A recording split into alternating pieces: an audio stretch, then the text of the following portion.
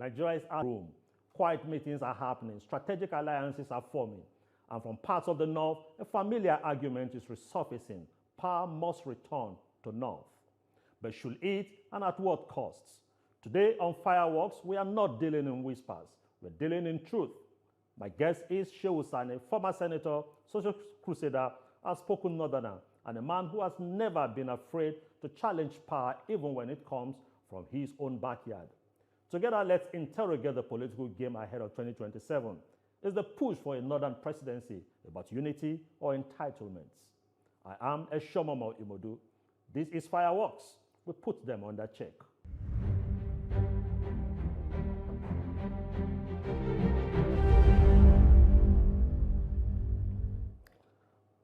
Distinguished, nice to have you on my talk today.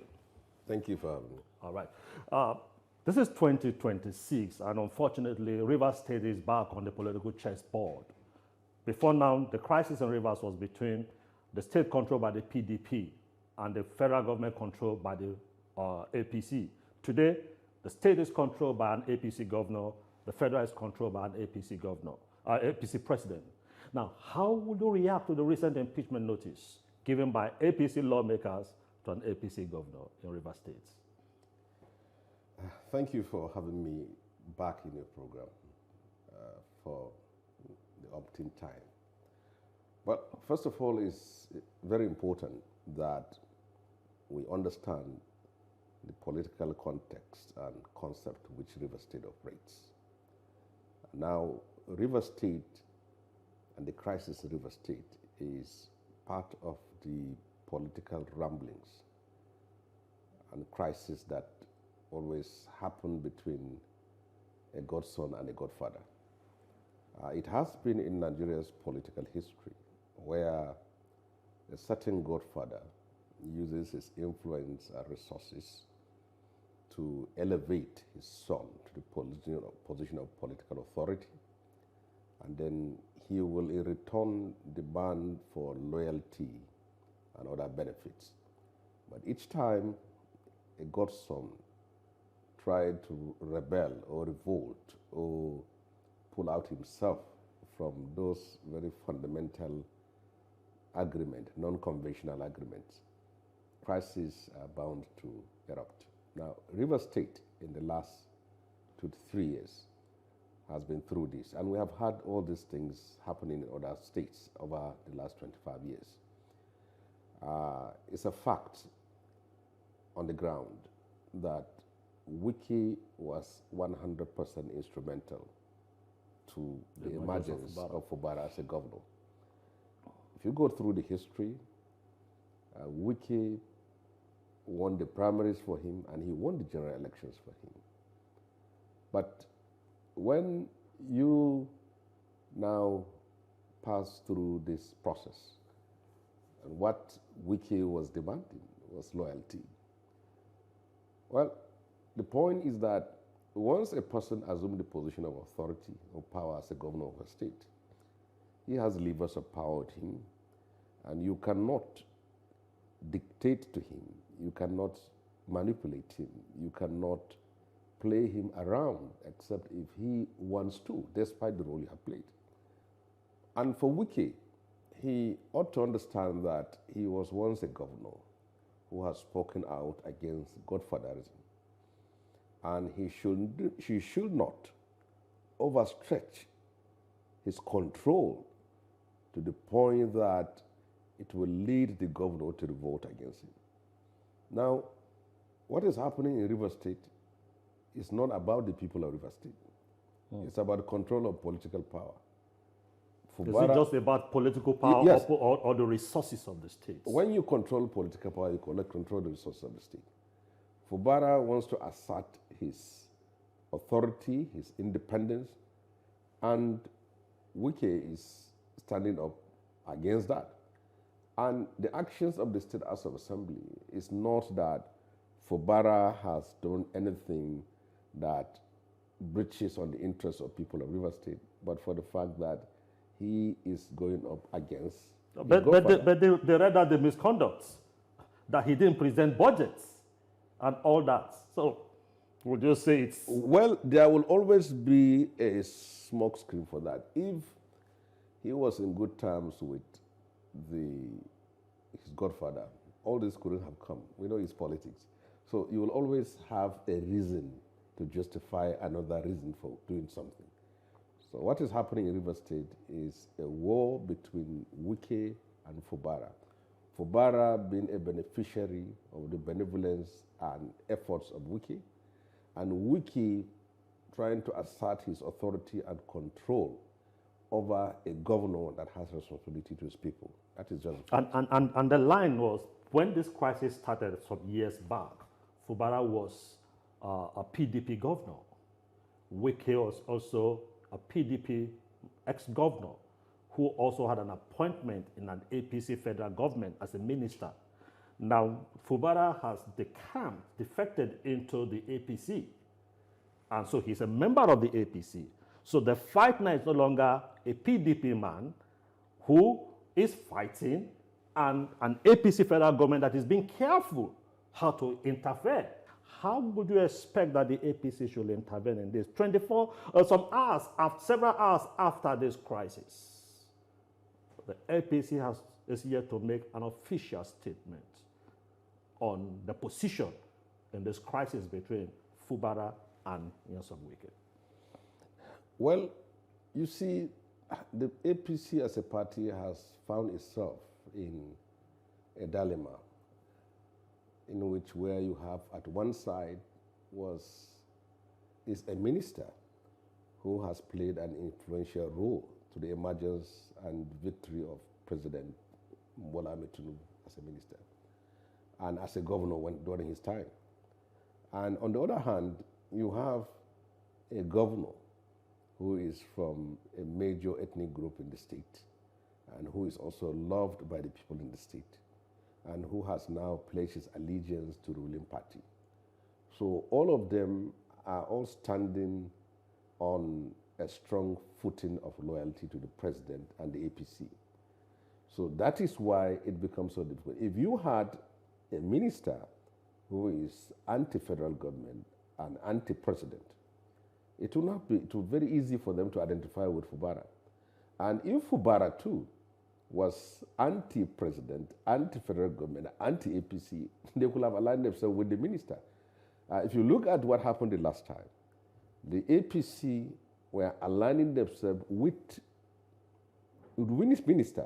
And even the speech of Mr. President, he was more or less hitting on the governor in support of the minister. But at this very time, when the governor has submitted himself to the ruling party, that is why the hesitation you can see. But I think the way out of it is still to go back to the drawing table and make peace, because if you side with Wike, you are going to irritate and instigate the people from the ethnic group of the governor, who are also in support of the governor and support of the president. And if you go against the Wike, he has control of state assembly. Now, from what you have just said, let's put it side by side with what the National Secretary said. The National Secretary said, or National Secretary of APC said, governors are the leaders of the party in the various states. That is according to the party constitution. So this governor is the leader of the party in the state, and even the minister is not a member of the party. So, but the minister is saying that in Rivers State, the game is different. Rivers State is not about APC or PDP. It is renewed hope. So you don't have a political party per se in the state. That is what the minister is emphasizing. Now, what's your thought on this? Well, Renewed Hope is not a political party. It is a theme of support groups for Mr. President. What you have as established organs and institutions are political party. And you cannot be in APC and PDP at the same time. But you can have a rainbow coalition. So the minister might be right. Well, coalition you can't vote on a coalition. If you are going to, which party do you belong? You can only belong to one party. The minister belongs to the PDP. Fubara belongs to the APC. And if this problem have to be addressed, both of them have to be on the table again to resolve the problem. Can this problem be addressed? The president, the president still have to bring them back to address the problem. That is only... Okay, the president has to bring them back. Now, 2027 election is just around the corner. This is the eve of the election year. And yet, the INEC has not lifted the ban on open campaign, but you go all over the country. You see billboards. You go to Kefi, close to us, you see billboards, people already campaigning. You see people declaring, I want to run and all that, but it has all been lifted. Does that express the weakness of INEC? And does that also paint an indictment of the National Assembly that made that provision that there is a ban on political campaign? Shouldn't you just remove it? You just keep doing whatever you want to do without saying there is a ban and nobody is controlling it. You see, the act that established INEC has vested so many functions for it instead of just conducting elections. If you want to have solutions to problems like this, is that you have to unbundle INEC. It should simply be a body that is statutorily concerned with organizing elections. But here is an INEC that has to focus on campaign financing, violation of electoral law. It has to register political parties. Is that an excuse? Yes, it is, because if you look at INEC as it is now, you said INEC should go after people who buy or sell votes when they are organizing elections. And INEC should also be in charge of registration political parties. And INEC should now go after people who are campaigning without campaign being lifted up. I think there's a need, looking at the situation which we find ourselves now, there is a need to decentralize INEC so that you have a body that is specifically concerned with electoral discipline. That is very important. INEC being in charge of that aspect, it must assert its authority and control. Because the way we are moving now in this country is that we have 4 years that a government ought to have operate. But you find out that governance only happened in the first year. Second, third, and fourth year is all about contesting the next election. We do have a National Assembly. Well, so if it is like that, why have they not amended it? Let me get this through. If you don't have enough time for governance, the whole 4 years is simply wasted on elections. That is why I said, if we have to use the authority of being elected into office to implement programs for the betterment of Nigerians, then there should be enough time and there should be no distraction. Elections, campaign for elections, and ambitions of politicians have become a serious distraction for governance. It's not only in Abuja, in all the states now. So which means this system is not working. We need to fix the system, is that not? We need to do more than that. There should be discipline on those who are campaigning without the campaign being lifted. All right, distinguished, we'll quickly go on the break now. And when we come back, I will still be here talking about the polity and what we need to do as we gravitate towards the 2027 elections. Please just stay with us.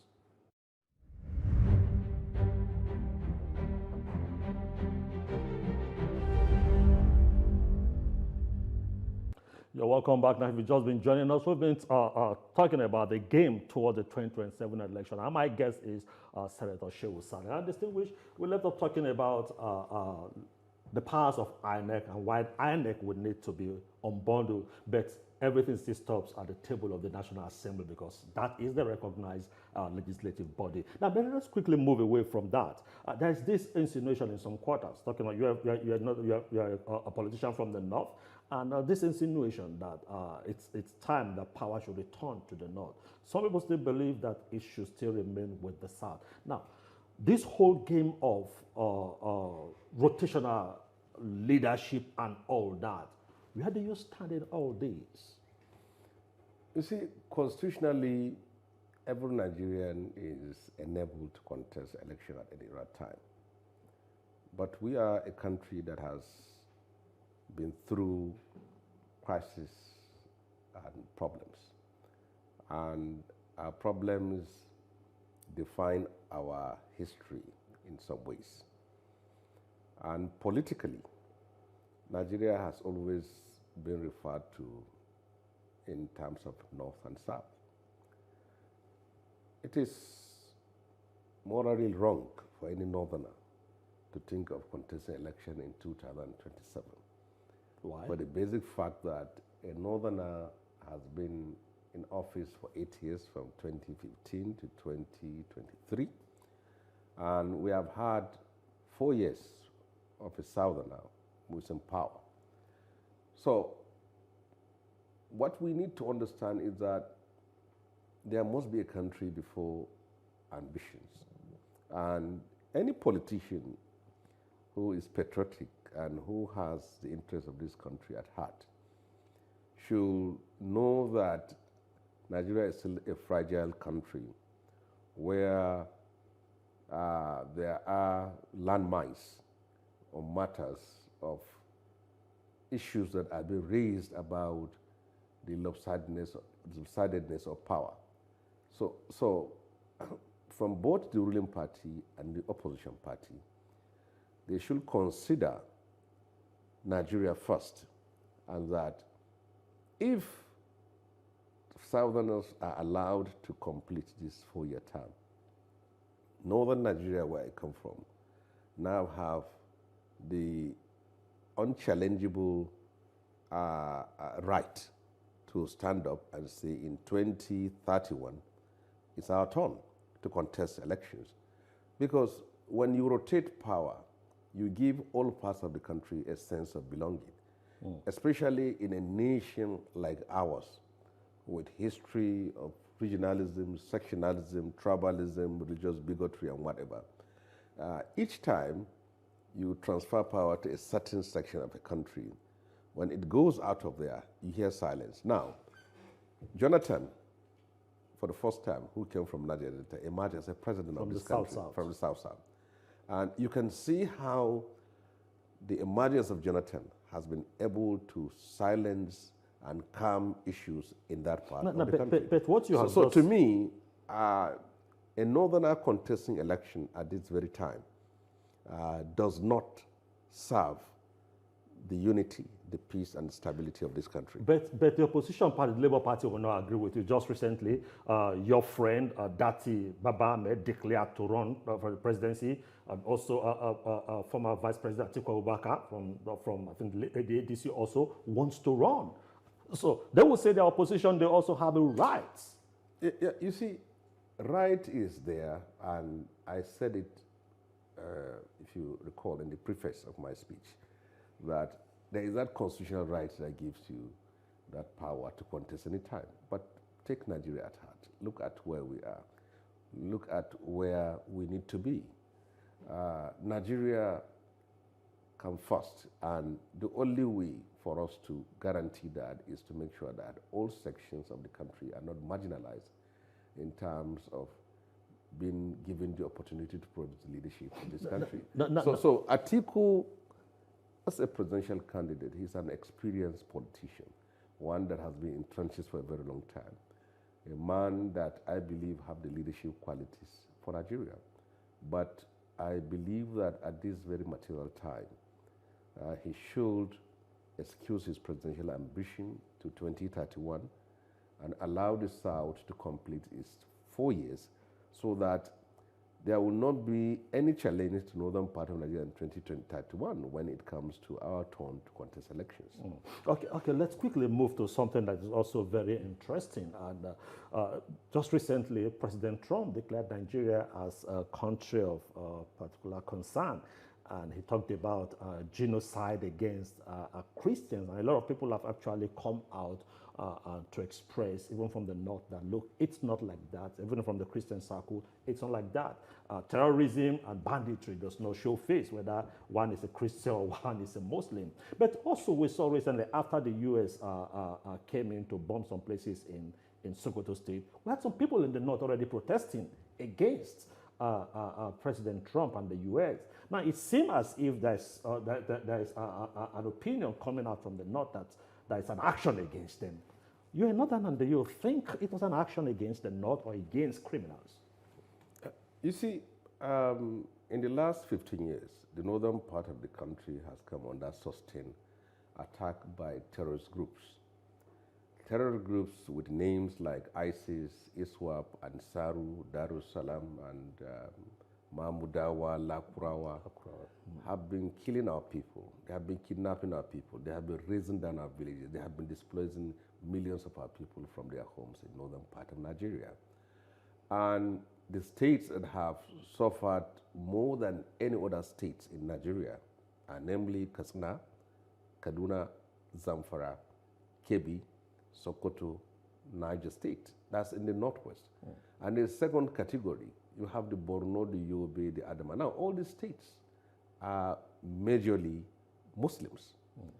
So, people are not opposed to taking actions against terrorists. I'm very much support. I support that they should be eradicated, they should be annihilated, they should be eliminated, because terrorism poses a common danger to our survival, our unity, our existence as a people. But the narrative of Christian genocide was not done purposely to address the problem of terrorism in the North. There are other agendas which they must have had. And I can say that any person who lives in Nigeria, including those who are promoting the Christian genocide idea, knew very well that Muslims are killed as well as Christians. Where are the states that Christians suffer most? Benue and Plateau. And who are the majority in these states? They are Christians. Who are doing the killing? Terrorist organizations. Terror groups, whether it's Boko Haram, whether it's ISIS, whether it's Mahmudawa, Lakurawa, has no consent of Muslims in northern Nigeria. If you are a Muslim, you are much as a target like any other Christian. They kill people in the mosques, they kill people in the churches, they kill imams, they kill pastors, they raise the Muslim bridge. And they kill. For Donald Trump and his ilk to sit down somewhere and absorb a narrative of Christian genocide is really no good to the fight. And I was opposed to military strikes in Nigeria if it's unilateral. If the U.S. will wake up one day and say they want to bomb Nigeria. But I supported it because it was clarified that it's a joint operation between Nigeria and the United States. I am happy, because I will also say that if there is a joint military action between Nigeria and the United States, it's in the best interest of Nigeria. Any other country, whether China or Russia, that wants to help us, they should also come. They should also come. Yes. Now, but there's this northern leader, Shehu Sani, who is making statements, and some of those statements is like, these are our brothers, you must learn to accommodate them and all that. Does that represent the thought of the side of the country you are from? And why is it that a lot of people have not come out against such an individual? Well, first of all, I know Gumi as a brother and also as an imam. And he is not a terrorist. He was a man who was trained as a military officer and a medical doctor, for people who don't know who he is. But his views are views that I do not share with at all, because I do not believe in pampering or appeasing or pleasing terrorists that have been killing our people. And I do not think that his approach will solve the problem. But he's raising issues that there are other ways apart from bombing, which is about negotiation, about dialogue. Do you negotiate with terrorists? I do not think that these terrorists who are shedding the blood of innocent people and raising down our villages are people who will live by their words. And many times there have been efforts. Just one last question, yes, because of time. 2027 election, will Shehu Sani still run, and under which platform or for which position? Well, in politics, whatever you're going to contest and when you are going to contest will depend on the political equation in your own constituency. And I have a governor in the person of Shehu Sani. And my major interest, my priority is his re-election into office. He needs to be re-elected to continue the good work he's doing. At the same time, when his election is going to hold, your own election might also hold. But which position do you want to go for? Well, I'm already the governor because Shehu Sani is a governor, so I'm not going to contest that governorship. He is doing everything for me